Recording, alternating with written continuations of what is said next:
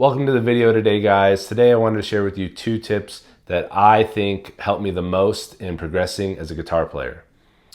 And these 2 tips, I feel like if you follow them and you do them consistently, they're kind of a guaranteed way to get better at guitar. It's hard to not get better at guitar if you apply these 2 concepts. Now, the first tip is one that is really all about just applying it. I think it's a really obvious thing, but I don't think a lot of people apply it or want to spend their time doing it, so they don't do it and they wonder why they're plateauing. And what I'm talking about is identifying your weak points when it comes to the guitar. Identifying things that you're not good at. Most likely you're playing the same genre or the same style of music. Maybe you're only playing acoustic fingerstyle, or maybe you're only a metalhead and you're playing a lot of metal songs with power chords and things like that. You're going to keep doing that same thing over and over again, and you're going to plateau because you're just doing the same thing over and over again, and you're only getting you're probably getting better at what you're doing, but you're only getting minimally better, and it's really hard to see because the majority of the improvement came at the beginning when you were brand new to it.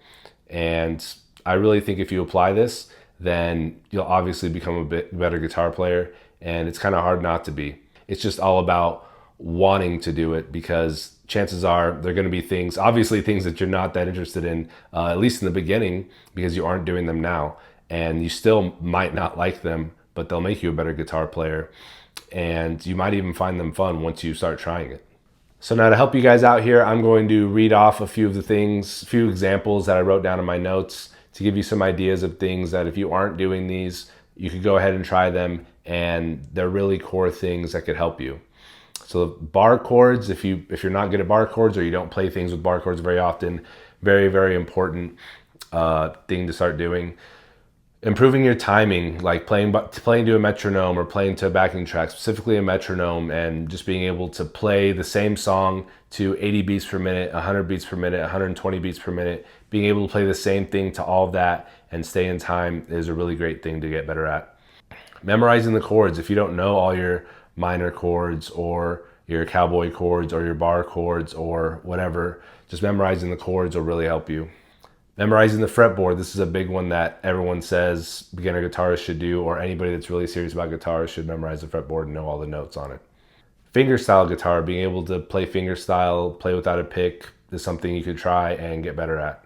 Transcribing is a really big thing that a lot of people say improve their ear and make them better at guitar. Palm muting. If you're not very good at palm muting or don't play music very often with palm muting, getting better at it, or just muting the strings, being able to play a chord and mute all the other strings with your fingers on the fretboard is pretty hard to do, and it's obvious when someone's not doing it, and I'm not great at it, but it's something that I'm always trying to get better at, and that's something that you could work on. 16th note strumming, or just different strumming. Obviously 16th note is like funk music and stuff like that. There's a lot of muting, there's a lot of pulling the chord off and just plucking the strings. And it was really, really hard when I first started doing it, but I've been playing a lot of funk lately, and Doobie Brothers, Nile Rodgers, and I think it's helped me become a better guitar player, especially if I combine 16th note strumming or funk music with playing in time. It's really helped me a lot evolve as a guitar player. And then obviously just playing a different genre that you don't normally play, like I kind of alluded to before. Obviously different genres use different methods of playing the guitar, and it'll really help you become a well-rounded guitar player. Like I said earlier, it's something that you probably aren't interested in or you won't find fun, at least initially when you're starting it, but you might like it once you start doing it. Like once you start memorizing the fretboards, you might find that it's cool, or you might find a method on YouTube that you like and it's fun to you. That's why I said I feel like this is an obvious tip or an obvious method, but it's all about, do you actually want to get better at guitar, or do you want to, there's no issues with just playing stuff that you like. Like if you just want to play your style of music and have fun with your style of music, I have friends that do that, and they're having a great time. They're having a great time on guitar. Now, do they know the different keys or know the notes on the fretboard? No, they've been playing for 5-10 years and don't know the notes on the fretboard, but they don't really care. Like they don't really care if they know. And if they don't care and they're still having fun on guitar, then who cares? But this tip is for somebody that really wants to get better at guitar, and that's their goal, at least right now in their guitar journey, is getting through that plateau and becoming a better guitarist. Now, the second thing that I believe has helped me become a better guitarist is using a timer.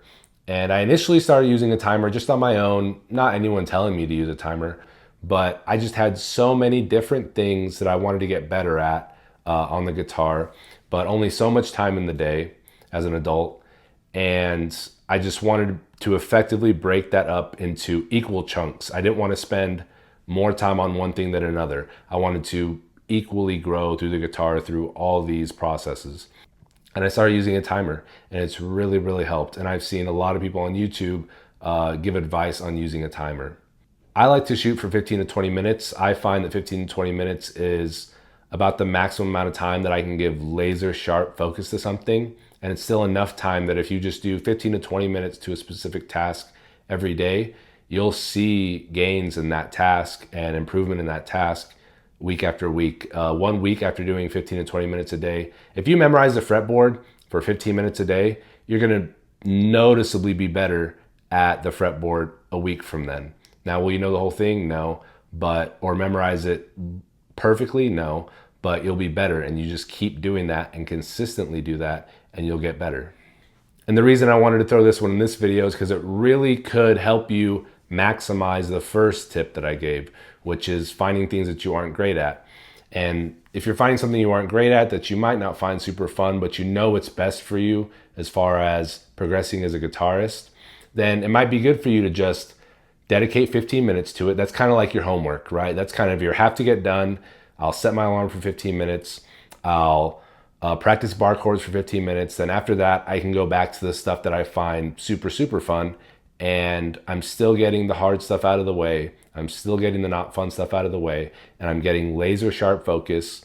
But I only have to do it for 15 minutes. And if I just keep doing that, I'll get better at that task. You could also use it, like I said, if you want, there's 2 songs you want to learn, and you want to learn bar chords, and you want to memorize the fretboard, then, I mean, that's 4 things. Break that up into 15 to 20 minute increments. There's your hour to hour and a half of practicing each day. There you go. Just do that. Each block, just split up time in between each block, and you'll have laser sharp focus, as opposed to just sitting down and just noodling on the guitar while you watch TV, or noodling on the guitar in your room or whatever.